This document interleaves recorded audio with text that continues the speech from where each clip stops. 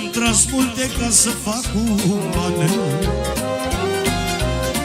La copii tot ce am eu să dau,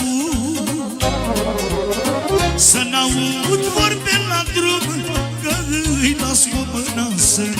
Sau să-mi vorbească satul ce le-a dat taxul săracul. Din muncă și din sudoare și agoniseala mea, le las la copiii mei toată munca mea.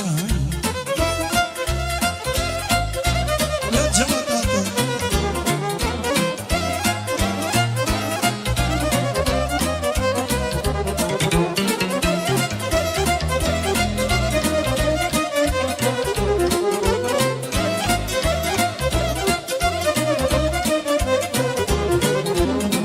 Le-am spus la copiii mei odată, să ascultați vorba la vostru, dar